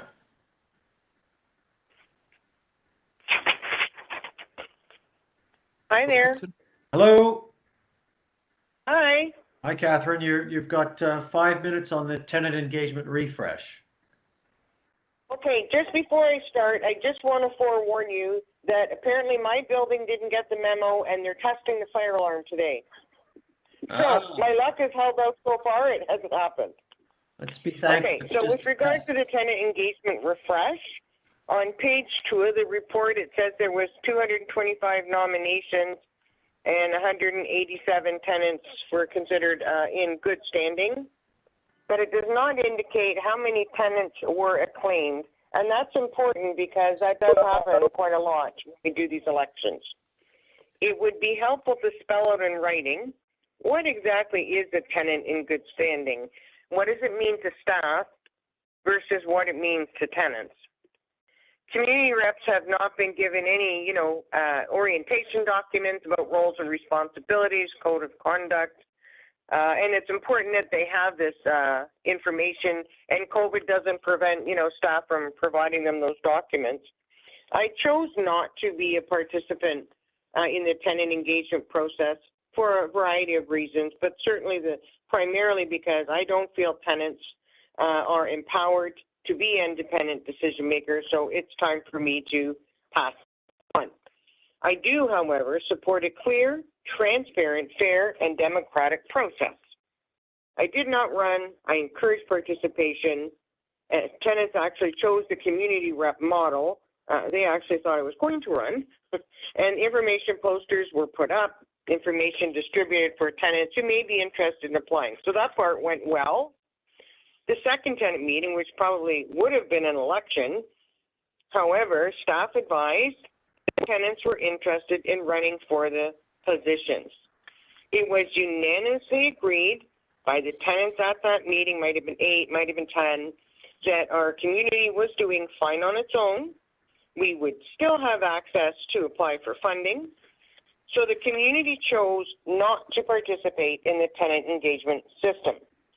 A few months later, engagement staff provided nomination forms to a couple of tenants in the community, which requires them to get another tenant signature to nominate them for a community rep.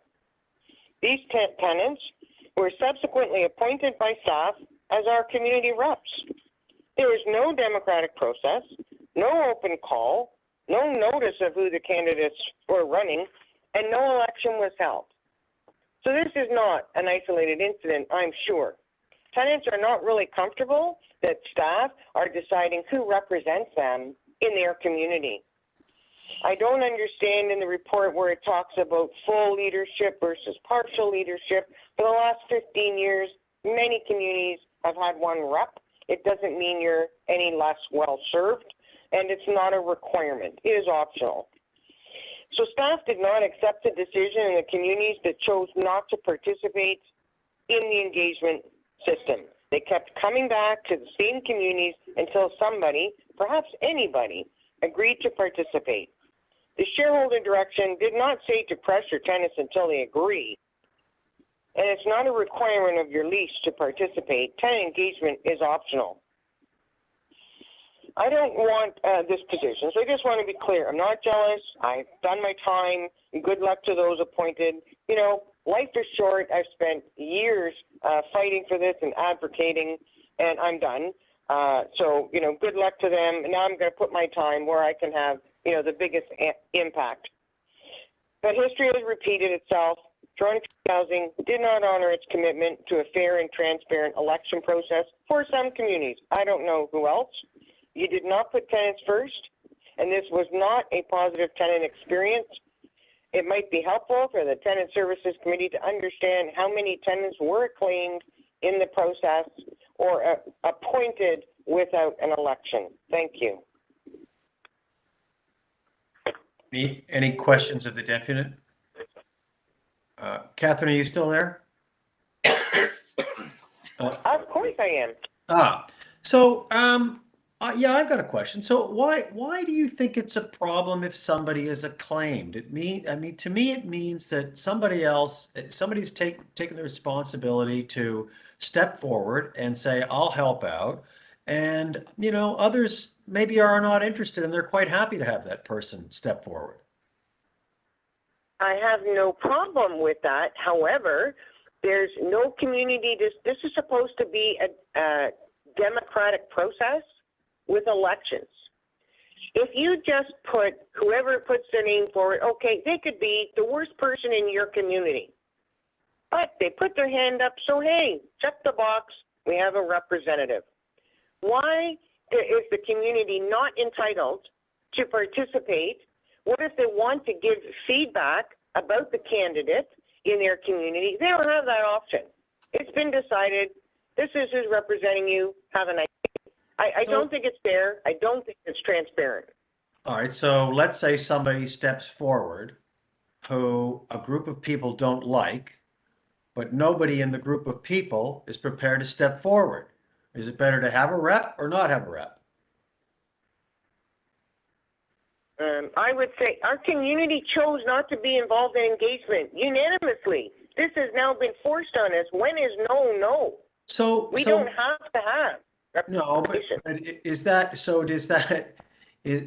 a willing? I mean, is that just apathy, or is that or what is that? What does that indicate if they don't want to have any tenant representation? What does that indicate? Does that indicate? I'm not sure what. Okay, first of all, it's their right. There was 3 models. You could have community reps, you could have building committees, you could have none. You didn't have to participate. Those were the 3 options to communities. It's not mandatory to be represented. We have not had a representative since 2018. The sky did not fall. Our tenants were quite comfortable that we didn't need to be in the system to access the benefits of the funding, and we would be okay independent of it. So we chose not to be engaged in the system. How is it someone's right to come along and say, no, I don't accept your community's decision. I've decided I'm going to keep trying till somebody says yes, and they're going to represent you. Okay, well, The, fair the enough. intent was to have an election, not somebody off the street.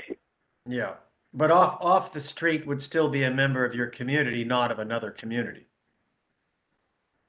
Well, okay, that's, yeah, I don't split hairs about what street or where, but yeah. Right. It's not fair. It's not supposed to happen this way. This is not an election process. If staff are just going to appoint people, why bother having an election? Just let them go around and pick people and congratulate them. Got it. Okay, thank you for your viewpoint and for your deputation. Do we have Jackie Yu on now? I believe we've connected with Ms. Yu. Okay. Jackie, are you there? Yes, I'm here. Hi, good morning. Please begin your deputation on the tenant engagement refresh. Okay, thank you. Good morning, Board of Directors. My name is Jacqueline Yu. I live at 11 Sullivan. Thank you for the opportunity to share my experience with you. Our building never has a proper tenant engagement election, no information about who is actually our committee rep, or when the true election date takes place. Everything was not open to all tenants and only open to selective secret tenants by CSC choice. It is leading to huge potential corruption, gang up with local management for management decision, and abuse of power to target individual weak tenants such as myself. CSC secretly added or exchanged who and make up and who is our committee rep in record, including members, committee member, and to write the illegal proposal and illegal recommendation on our behalf without our consent. My local management team and CSC using non-transparent tenant engagement system as a tool to gang up with the secret committee rep to target me, knowing that I'm a senior with medical issue. Wrote the illegal proposal and illegal recommendation to turn my lawn into a common space for the townhouse tenant. They all have their own private yard without my consent. CSC using the high-handed and harass way encouraged one of townhouse tenants to harass me and deprive my right to get help from the security division checking number 100935. The general manager passed his email to the individual townhouse tenant to protect that individual bully behavior towards me without consequence by stating that in front of my window are all common space for them. So the special constable Moham told me he cannot do anything because the email from general manager. I'm being harassed to the point almost dying inside my unit. Jackie, sorry to interrupt. This is not right on the topic of the tenant engagement. This is obviously a matter that you need to take up with your local reps from TCHC and your superintendent perhaps. They don't. They all go back to the general manager, and everything was covered up, and that I had no place to report. And then I finally brought it to the mayor Tori and deputy mayor Anna and director Fletcher, and then on November 30, and then Ms. Danielle at the executive assistant office to CEO, they provide untrue information. So Jackie, sorry. This is in the committee right now. We're not going to discuss this. This is to be resolved by you with staff, with supportive staff. The CEO is on the line, as is our as is Ms. Sheila Penny, and they've heard you. And I'm going to leave it up to staff to respond to your. Okay. Okay, I understand there's a limit time today. Please refer to my written deputation for further detail. I can provide more detail, corresponding, or photo with respect to any of these issues upon further request. Thank you, Ms. Penny, for your many years' help. Congratulations on your retire. Thank you for the chance to listening. Thank you. Right. Okay, thank you for calling in. Any question? I don't believe so. Thank you. Oh, no question? Any questions from the committee members? I don't see any, but thank you very much. And sorry, Uba has a question. No, I don't have a question. I was just wondering if someone can later on offline, any of the management or upper management can connect with her and see if they can help her. Yeah, I'll just. Yes, we can. Yeah. Thank you. Okay, thank you. Okay, thank you. Thank you very much. Okay, Thanks for thank you. calling in. And then we have Kathy Kunzman. I'm afraid we have not been successful in connecting with Ms. Kunzman. Okay, all right. Okay, so that's we have heard the deputants and we have the report. And are there questions of staff? Councillor Nunziata. Yes, just question to staff. So notices, I see in the report that you distributed flyers, emails, phone calls, door knocking. So all tenants were notified, correct? Correct. Okay, so what does, when Catherine made her deputation about management appointing people, can you explain that? So if committee members refer to the attachment that's in the report, it starts on page 178. We do identify each community, the model that the community has selected, a status update. There are many acclamations where tenants came forward, their nomination was supported by someone else in the building. They didn't have any individual to run against, and those parties would have been acclaimed. And that information is contained in the report. Deputant Wilkinson did raise a point that I am going to follow up with on staff. Communities have 4 options for tenant leadership. They can elect to have a tenant representative elected by the building. They can have a building committee. In a building committee, reps are nominated, clear good standing, that piece of the evaluation, and then the committee elects the representatives. Communities can elect to run their engagement through an association model. We have a couple of those. Tenants can also choose not to participate. I am going to circle back with Deputant Wilkinson and the team that ran the process in that building. They do have that option. I believe that what staff were trying to do was establish a contact. It sounded like the community wanted to be involved in accessing funds. So we have to have a way to connect with the community on that matter, but I will circle back on that particular situation in that building. Yeah, so there are some buildings that just don't want to participate, right? And they're Correct. not interested. Yeah, which makes it difficult. Makes it difficult if they don't want to participate in the engagement refresh, but they still want to access programs and funds. We have to have someone to connect with.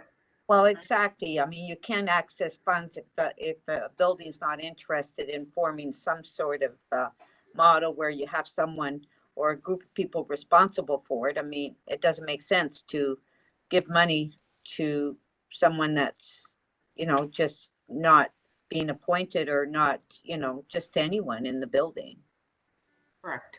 Yeah. Yeah. So, I mean, that makes sense, and of course now we wouldn't be doing that. Otherwise there'll be all buildings not participating and just wanting access to funds, which would make it very, I mean, there has to be a protocol in place. Now, Sheila, one time I remember years ago, the local councillors received a list of the various buildings they had in their ward of who the tenant rep was, that right. if we wanted to connect with them for, for whatever reason, maybe having a meeting, it was always good to have contact information on who the tenant rep was. We don't get that information anymore, right? I believe that there are some, and I'd ask Dara to help me out here, but I believe that there are some restrictions on us releasing the names and contact information for tenant reps publicly to a councillor's office. I would support counselors getting that information because you want to meet with your community. So I'll take that away with. Well, yeah. Yeah. It's just that sometimes you want to, if you want to go into one of the buildings, you want to connect with someone, right? Yeah. And if you don't know who that person is, it's very difficult to communicate. And so. It makes sense. Yeah, yeah. That's Yeah. the only reason I asked that question. Thank you. Okay, any other comments or questions from the committee members? Okay, I don't see any. Any other comments from staff? Sheila, did you want to say anything else? Oh, I just wanted to say tenant engagement in a democratic system is complex.